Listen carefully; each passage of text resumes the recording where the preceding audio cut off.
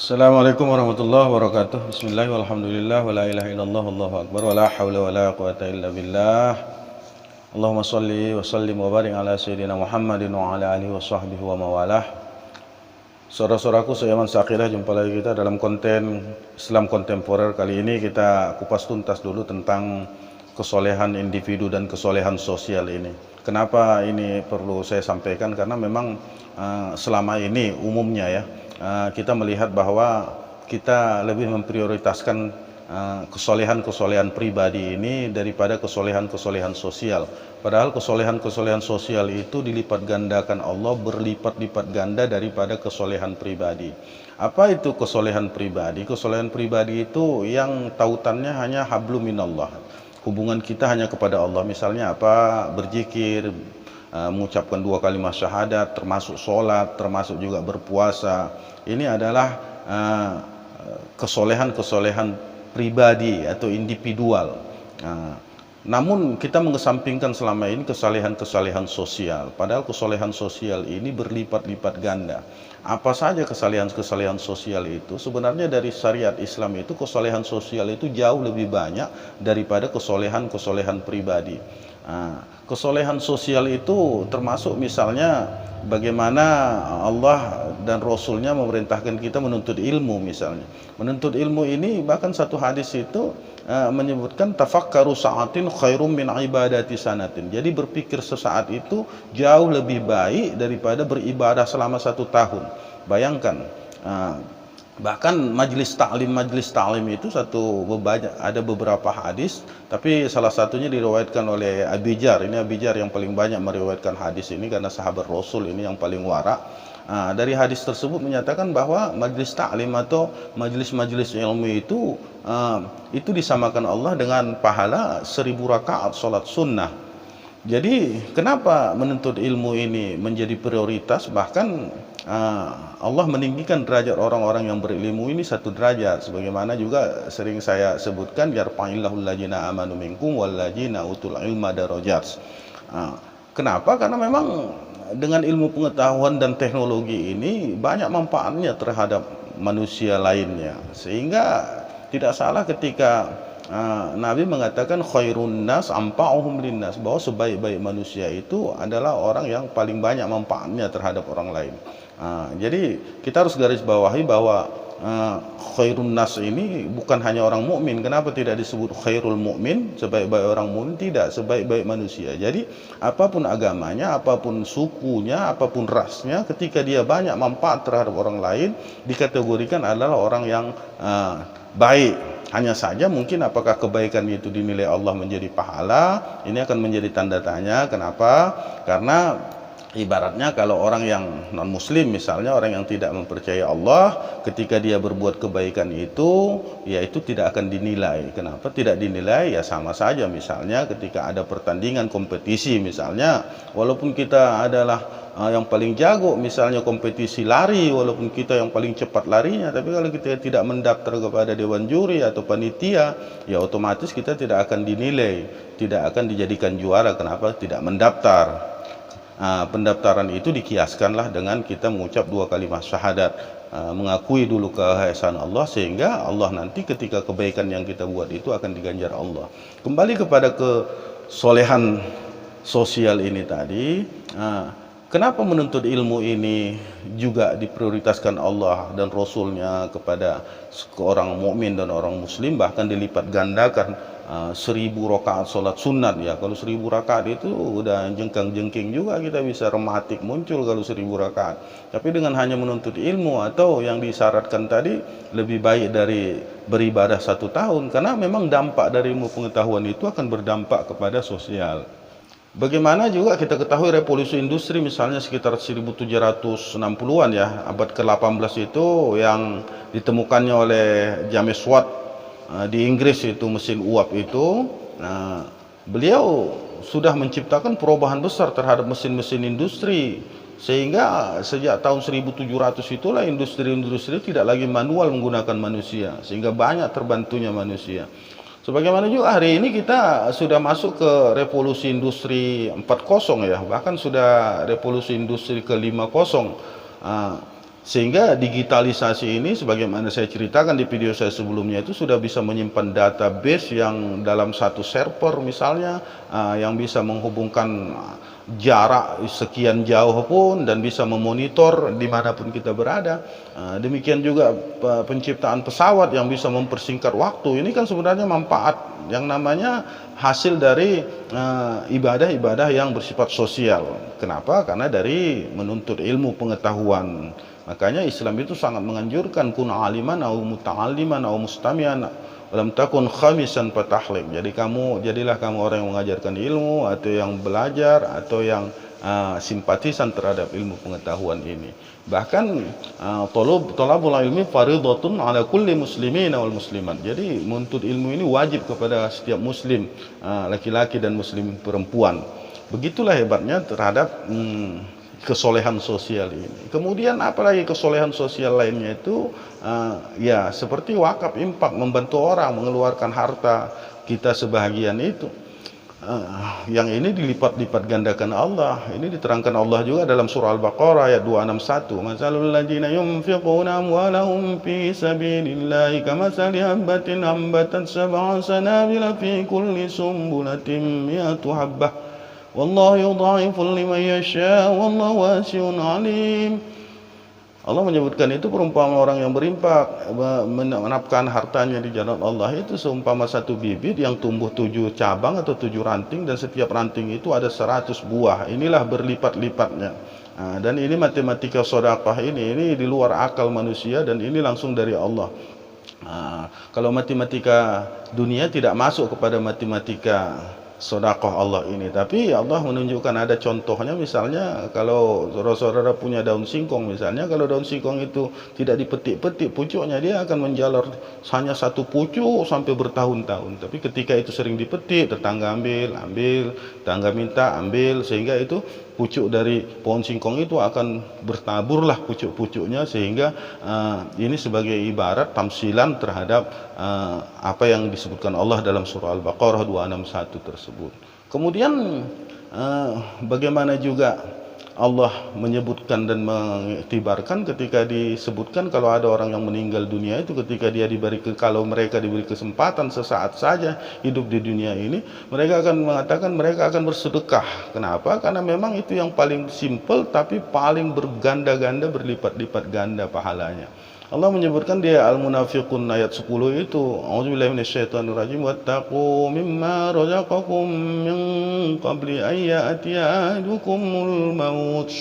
Kata Allah itu, hendaklah kamu keluarkan dari harta-harta kamu itu zakat, infak, sedekah itu sebelum kematian itu mendatangimu. Maka berkatalah mayit ini, fayaqulu rabbi laula akhartani ila ajalin qarib. Ya Tuhanku, seandainya kau beri kesempatan kepada kami menunda ajal-ajal kami ini sesaat saja, fa asaddaqa, kata mayit ini, kami akan bersedekah, maka kami akan bersedekah, wa akum minas shalihin, dan kami menjadi orang-orang yang soleh. Beginilah sebenarnya dampak-dampak terhadap kesolehan sosial ini. Termasuk juga yang ketiga, kita melihat bahwa pemimpin yang adil misalnya. Pemimpin yang adil ini salah satu dari 3 yang diijabah Allah doanya. Doa orang tua, doa orang yang terzalimi, dan doa pemimpin yang adil. Jadi kenapa pemimpin yang adil ini diijabah Allah? Karena memang berdampak terhadap apa yang dipimpinnya. Jadi kalau satu negara misalnya presiden apabila dia adil, ya ini memang satu negara itu akan makmur, akan mendapatkan kebahagiaan, akan mendapatkan kesejahteraan. Sebaliknya apabila dia zalim, maka satu negara itu akan hancur lebur, akan binasa. Bahkan dari 7 yang dinaungi Allah nanti di yaumil qiyamah itu, dalam satu hadis riwayat Bukhari Muslim itu yang cukup terkenal ya, ada 7 nanti kelompok manusia yang mendapat naungan Allah di saat tidak ada naungan lagi pada saat itu. Salah satunya itu adalah pemimpin yang adil. Dari 7 itu 5 itu adalah ibadah-ibadah sosial, adalah orang-orang yang membangun kesolehan sosial. Misalnya pemuda yang selalu berbuat baik dan beramal soleh. Kemudian yang ketiga itu seorang pria yang ketika diajak untuk berzina oleh wanita lain, kemudian dia mengatakan aku takut kepada Allah. Kemudian yang keempat itu orang yang bersedekah dengan sembunyi-sembunyi, jadi tidak ria, dia sembunyi-sembunyi. Kemudian yang dua orang bersahabat, berteman atau bekerja sama yang hatinya itu bertaut karena Allah. Kemudian yang selanjutnya adalah orang yang selalu bertaut hatinya ke masjid. Kemudian yang ketujuh yang barangkali ini yang kesolehan pribadi, orang yang berzikir lalu berurai air mata, berzikir istighfar kepada Allah. Jadi dari tujuh ini hanya dua sebenarnya yang merupakan orang-orang yang soleh secara pribadi, secara individu, tapi yang lima lagi itu adalah kesolehan-kesolehan sosial. Inilah sebenarnya yang menjadi penyebab sehingga jihad, misalnya jihad fisabilillah itu menjadi pahala yang tertinggi. Walaupun mungkin bentuk jihad itu juga hari ini bukan mesti harus berperang melawan musuh Allah misalnya, karena memang mungkin di daerah kita, di tempat kita itu tidak ada peperangan atau tidak ada musuh-musuh yang memang mau menghancurkan atau memusuhi Islam ini secara keseluruhan. Tapi ada jalan lain, misalnya disebutkan Allah itu man kharaja fi, disebutkan Rasul itu man kharaja fi talabil ilmi fa huwa fi sabilillah. Jadi menuntut ilmu pengetahuan itu juga adalah sabilillah. Sabilillah ini termasuk jihad kepada Allah. Jadi konteks inilah sebenarnya yang mau saya sampaikan dalam kupas tuntas ini, bahwa mari kita dalam kehidupan berbangsa bermasyarakat ini lebih memprioritaskan yang namanya kesolehan-kesolehan sosial ini, membantu orang lain, menolong orang lain, bekerja sama. Kemudian apalagi kesolehan sosial itu, ya marra'a minkum mungkarun falyughayyir biyadihi. Ketika kita melihat kemungkaran, kebatilan, ketidakadilan, ya kita bisa mencegahnya dengan tangan kita kalau kita berkuasa. Kalau tidak bisa ya wabilisanih, dengan kata-kata. Ya sekarang mungkin tidak dengan kata-kata, kita bisa melalui media sosial, dengan sosmed, dengan dunia maya, dengan telekomunikasi, kita bisa menyebarluaskan tentang sesuatu kezoliman atau ketidakadilan tersebut. Kefasikan yang bersifat sosial juga, dosanya juga akan berlipat ganda. Misalnya juga menyebar fitnah. Dikatakan menyebar fitnah ini apalagi zaman kondisi sekarang, ketika teknologi informasi ini kita gunakan untuk menyebar fitnah, ini akan tidak ketolongan dosanya, karena dalam waktu hitungan menit dan detik saja sudah bisa ribuan bahkan jutaan fitnah itu menyebar. Jadi inilah sebenarnya yang perlu kita ketahui, bahwa hari ini dengan kondisi teknologi digital yang sudah begitu canggihnya, sebenarnya kita melakukan ibadah-ibadah yang bersifat sosial, ibadah-ibadah yang kesolehan sosial juga sudah cukup gampang. Ya misalnya juga dengan media hari ini, misalnya dengan sosial media ini, mungkin ada ilmu-ilmu agama tentang bacaan-bacaan yang namanya ilmu pengetahuan, teknologi atau apapun itu yang memang banyak manfaatnya untuk orang. Kita melihat juga sekarang di media sosial, terutama di YouTube ini juga banyak yang bisa kita pelajari dari sini. Dan ini akan menjadi amal jariah yang salah satunya, sebagaimana mungkin sudah sering kita dengar, di mata ibnu Adam yang qata'a amaluh, mati seorang anak Adam itu ada beberapa hal yang tetap mengalir. Dan itu salah satunya salat, shadaqatun jariyah, al ilmu yuntafa'u bih, ilmu yang bermanfaat, dan awaladun soleh, atau anak yang soleh. Tapi ilmu yang bermanfaat ini adalah yang termasuk di dalam juga seperti video-video saya ini juga. Kelak ketika mungkin saya sudah tiada, ketika ada yang mendengarnya atau melihatnya dan bertambah ilmu pengetahuannya, ini akan menjadi pahala jariah kepada saya. Bukan hanya pahalanya di dunia ini, tapi akan terus mengalir sampai kapan mungkin video saya ini bisa ditonton atau dilihat oleh manusia. Dan ini makanya saya katakan itu kesolehan sosial itu sekarang sudah terbantu dengan teknologi digital hari ini. Jadi perlu kita gambarkan bahwa kesalehan sosial ini sangat menentukan juga terhadap kesolehan pribadi atau individu. Misalnya saya contohkan, orang 30 hari berpuasa Ramadan. 30 hari berpuasa Ramadan itu pahalanya kata Allah dalam satu hadis Rasul itu akan tergantung, belum diterima oleh Allah sebelum seseorang yang puasa 30 hari itu membayar zakat yang 2,7 kilo. Jadi hanya 2,7 kilo beras yang akan kita kasihkan kepada fakir miskin di satu Syawal tersebut, itu sangat menentukan terhadap 30 hari kita yang menahan lapar dan dahaga. Jadi bayangkan, bisa kita bayangkan bagaimana konsepsi Islam itu terhadap kesolehan sosial, terhadap kesolehan pribadi. Kemudian misalnya kita kalau sholat sendiri itu pahalanya satu. Ketika kita berjamaah, ya mungkin walaupun berjamaah hanya 2 orang atau 3 orang, itu akan dilipat gandakan menjadi 27 kali. Jadi begitu hebatnya lah kesolehan sosial itu perbandingannya dengan kesolehan individu. Oleh sebab itu untuk